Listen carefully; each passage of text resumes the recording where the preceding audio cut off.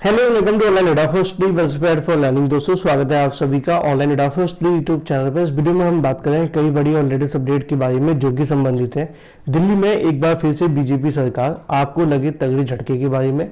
साथ ही अगर बात की जाए दिल्ली के नए मुख्यमंत्री के नाम को लेकर, इसके अलावा अगर हम बात करें मुख्यमंत्री के साथ साथ नए मुख्यमंत्री के अलावा पुराने मुख्यमंत्री के बारे में भी, साथ ही हम बात करेंगे 10,758 पदों पर नई शिक्षक भर्ती के विज्ञापन को लेकर, एग्जाम डेट के बारे में, इसके अलावा आवेदन को लेकर डिटेल में बात करेंगे। चैनल को सब्सक्राइब करके बेल आइकन को दबा लें और वीडियो को लाइक कर दें, जिससे कि आपको रियल ऑथेंटिक जानकारी ऑनलाइन एडाफो स्टडी यूट्यूब चैनल के माध्यम से मिलती रहे।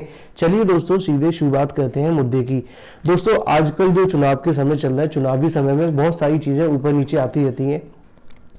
अभी हाल ही में यूपी में भी जब चुनाव हुए थे तो यूपी के अंदर भी एक मुद्दा काफी ज्यादा उठाया गया था बेरोजगारी का, जिसको लेकर अगर बात की जाए समाजवादी पार्टी के माध्यम से अपना पूरा प्रयास किया गया था, कांग्रेस की ओर से भी पूरा प्रयास किया गया था, है ना, जब विधानसभा के चुनाव हुए थे साल 2022 के अंदर।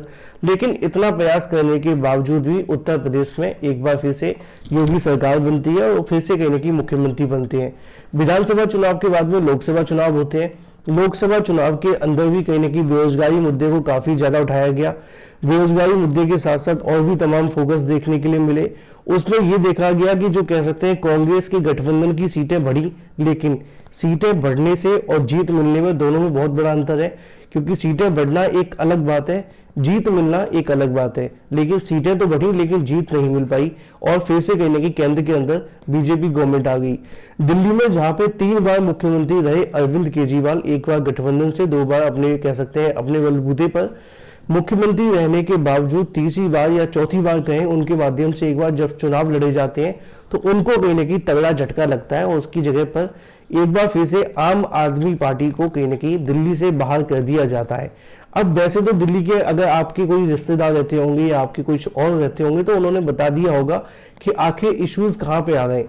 क्योंकि ऐसा नहीं है कि यहाँ पे जो इश्यूज आए वो एक दिन के अंदर आ गए। क्योंकि कोई भी सरकार जब हटती है ना तो उसके 5 साल का लेखा जोखा होता है। कई बार देखा ना, जब कोई व्यक्ति मरता है तो कहा जाता है कि वो मरने के बाद में आपके जो कहेगी पूरे जीवन के कर्म है उनका लेखा जोखा किया जाएगा। जो आपने अच्छे किए गए उनको इधर रखा जाएगा, बुरे कर्मों को इधर रखा जाएगा, फिर तराजू के अंदर तोला जाएगा, फिर अंदाजा लगा के देखा जाएगा कि आपके बुरे ज्यादा है कि अच्छे ज्यादा है, फिर जाकर के आपकी सजा निर्धारित होगी। तो जनता की कहीं ना कहीं अदालत के अंदर भी एक ऐसा ही तराजू होता है जहां पे आपकी 5 या 10 साल के कहीं ना कहीं कर्मों को ध्यान में रखा जाता है। वो देखते हैं कि भाई कौन कौन से आपके अच्छे कर्म थे, कौन कौन से बुरे कर्म थे। अब जिन्होंने अच्छे देखे उन्होंने इतने वोट दिए, यानी कि इतनी सीटें जितवा दी। जिन्होंने बुरे देखे उन्होंने इतनी सीटें वापस ले ली। क्योंकि पिछली बार आम आदमी पार्टी को तकरीबन 62 सीट मिली थी, जो कि अपने इतिहास में बहुत बड़ी जीत थी, है ना। लेकिन इतना कुछ हो जाने के बावजूद भी सीधे 62 से 22 पे आ जाना, मतलब निश्चित तौर पे पिछले 5 सालों के अंदर ऐसा कुछ हुआ है जो शायद नहीं होना चाहिए था। अब इस मामले पे मैं ज्यादा कुछ बोलूंगा तो अभ्यर्थी कहेंगे सर आप राजनीति की बात कर रहे हैं, मेरा काम सिर्फ आपको सही और सटीक जानकारी देना है। देखो, एक बात सच है कि यहाँ पे अरविंद केजरीवाल के माध्यम से शिक्षा को लेकर थोड़ा ध्यान दिया गया था, स्कूलों की व्यवस्था को बढ़िया बनाया गया था। लेकिन भर्तियों के मामले में ये भी ढीले रहे थे। आपने देखा है कोई बहुत ज्यादा भर्ती निकली नहीं है। अगर DSSB PRT की बात करो तो 4 साल पहले एक वैकेंसी आई थी। TGT PGT आती है तो उसके अंदर पद नहीं आते, कभी MCD की आ जाती है तो कभी दूसरी आ जाती है, क्योंकि यहाँ पे 2 तरह के स्कूल होते हैं। तो भर्तियों को लेकर तो सब जगह एक जैसे हाल रहे थे, चाहे वो आपका दिल्ली हो या इसके अलावा आपका उत्तर प्रदेश, है ना। लेकिन यहाँ पे अगर बात की जाए इसके अलावा और भी बहुत सारे मुद्दे थे, पॉल्यूशन को लेकर हो, कुछ दंगे वगैरह भी देखने के लिए मिले। ये कहीं ना कहीं जो मुद्दे हैं वो उनको कह सकते हैं उनके लिए घातक साबित हुए। और एक सबसे बड़ा मुद्दा, मैं उस पर ज्यादा कुछ नहीं कहूंगा, जो सजा दी गई थी जिसकी वजह से आरोपी ठहराए गए थे, जेल भेजे गए थे, है ना, जो आरोप तय हुआ था उसका कहीं ना कहीं बड़ा नुकसान इनको मिला अरविंद केजरीवाल को, और उस वजह से कहीं ना कहीं बाहर बैठना पड़ा। अब आप इसको ऐसे भी कह सकते हैं कि या तो अगर इन्होंने घोटाला कुछ किया था तो उसकी कहीं ना कहीं सजा मिली है। अब घोटाला हुआ था, क्या हुआ था ये तो कोर्ट ने तय कर ही दिया, सजा मिल गई थी, अभी भी शायद वो केस चल रहा है। लेकिन मुद्दे की बात यह है कि कई ऐसे मामले थे जिसकी वजह से कहीं ना कहीं यहाँ पे कह सकते हैं कि जो जनता जनार्दन है वो खुश नहीं हुई थी और उसका परिणाम चुनाव के अंदर देखने के लिए मिला। अब देखना दिलचस्प होगा कि दिल्ली के नए मुख्यमंत्री क्या होते हैं, क्योंकि इसको लेकर भी सभी के होश उड़े हुए हैं। अगर बात की जाए जो जितने भी विधायक हैं दिल्ली के अंदर, है ना, सभी के कहने की कान खड़े हैं कि 70 विधायक हैं, अब 70 में से 48 जीत चुके हैं, तो 48 में से क्या कोई विधायक बनाया जाएगा या कोई सांसद बनाया जाएगा। एक है रिंकिया के पापा, उनके भी कहीं ना कहीं कह सकते हैं कि मन में लड्डू फूटे होंगे, उनको भी लग रहा होगा कि कहीं ऐसा ना हो कि हमें बना दिया जाए। तो ये बहुत सारी चीजें आप सभी के सामने निकल कर आ रही है ना।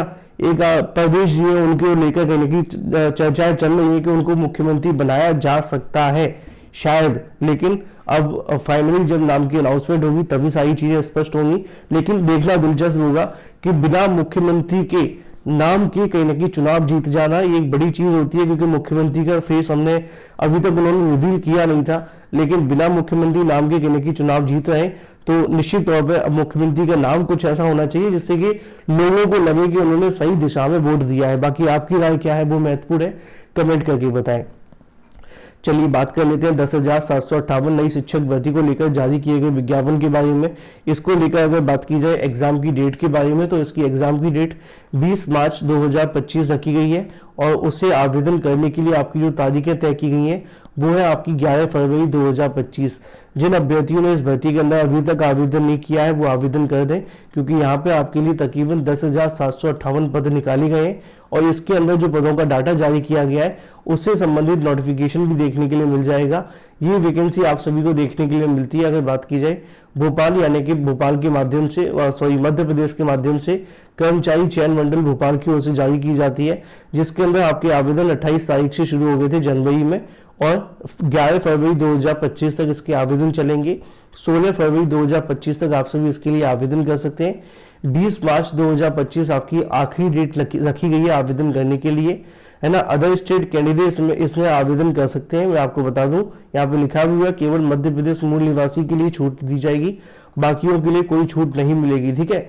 यहाँ पे एग्जाम की डेट लिखी हुई है 20 मार्च 2025 आपका एग्जाम होगा, ठीक है। 2 अलग अलग एग्जाम की तारीखें और इसके अलावा समय सीमा।